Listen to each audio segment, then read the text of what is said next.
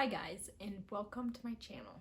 Today we will be reviewing the Daysy. Today we're just gonna go over what I like and what I don't like about the Daysy, because let's just say I have 5 things that I don't like and I have 3 things that I do like. So let's start out with the pros. The first thing that I really like about the Daysy is the accuracy and just the trust that I know that this thermometer is working, that it's accurate, that it's precise. So it gives to the second to the 100th place. So let's say my temperature is 97.58. It will give me that, not just 97.5. For the second thing that I really like about the Daysy, it really is easy to use. If you look at it, it's very simple. There's not a lot of buttons on here. There's not a lot to get confused over. There are 2 buttons, this middle one and this outside one. Very simple. I'm not a techie person and I can understand it just fine. The app as well, pretty straightforward. So that's the second thing that I do really like about the Daysy. The third thing I really like is it syncs to an app and you don't have to do it every single day. You could do it once a week. It is my understanding, because the Daysy can be used alone without the app, my understanding is you could wait however long and sync it with the app and it would still sync all of your information because it remembers and stores it in here. I could be wrong, but that's my understanding of it. The other nice thing with this third point about it syncing easily to the app is Daysy Day, is not having to remember like a regular digital one that's going to display the temperature. You have to like remember it, write it down. That's kind of a nice thing about this, that you're paying extra to not have to do that. So that's just another thing to like about it. Now to talk about the things I don't like quite as much about the Daysy. The first thing that you will notice right off the bat is the price. It is ridiculous. It now costs $319. I know I did not spend that much money on this, so I bought this last year. I've been using it for 1 year. I don't know if the price increased. I know for sure I bought it on a sale, but that's ridiculous. I'm gonna be honest. If that's a lot for you, I would not recommend that you get it for that much. $300 is a lot of money, and I don't know if it's worth it for me. For you, it might be. On to number 2 for the cons. It is algorithm based. Temperature alone is not the greatest thing for tracking your cycle. You need other things. Primarily something like cervical mucus is a great thing. Temperature as a secondary. The thing that temperature is good at is confirming ovulation. So temperature rises after ovulation has happened.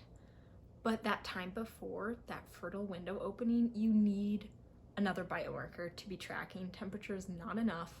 So the Daysy uses an algorithm to kind of guess based off of when you have ovulated in the past, when you'll ovulate in the future, and that's really dangerous because that can vary a lot for an individual. You might have longer cycles, you could have shorter cycles.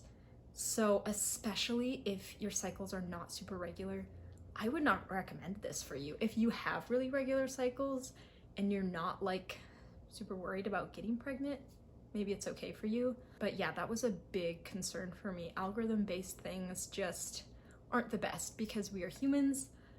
We are not textbooks, we are not numbers.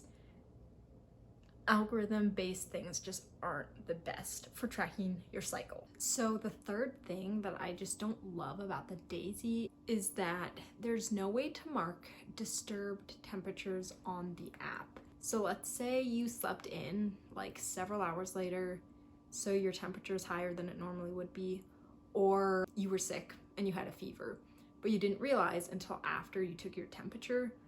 There's no way on the app to mark that as a disturbed temperature and be like, that's an outlier, don't count that in the algorithm. I don't love that about it. I get that, like, if you know you have your fever, just don't take your temperature. It'll confuse the Daysy, mess up your algorithm. So the 5th thing about the app that I don't love is that it doesn't graph temperature stair-stepping 0.1 at a time. For instance, 97.0, there's a line, 97.1, there's a line. Like, that's how it should be, but it's not.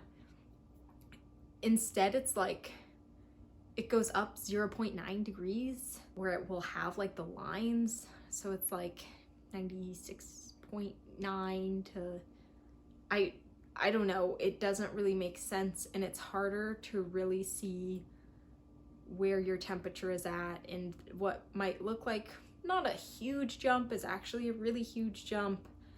That's something, if you're tracking fertility awareness methods and you're used to like creating your own cover line or whatever, it's not really possible, because in this app it graphs weird. The app itself will put a cover line in, so it is great for learning, because if you have no previous experience, that is something that Daysy is good at, is to just teach you and give you, kind of do the work for you. But you don't want to stay there. You know, you want to really become more and more confident about charting your cycle, about knowing your cycle, and knowing all these biomarkers, because you are fully capable of learning that. This is not rocket science, and even if it was, you're capable of learning it, okay? We're smart.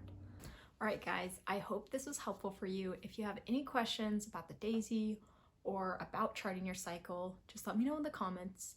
And if you want something to chart your own cycle, but you're just not sure where to get started, I do offer a free cycle chart that you can print off and use. It has, I personally feel like, everything that you need to track your basal body temperature, cervical mucus, all kinds of stuff. So I'll have that linked below if you're interested. If you have any questions, just comment. I'd love to hear your own experience if you have used the Daysy as well, and any of your complaints or things that you liked about it.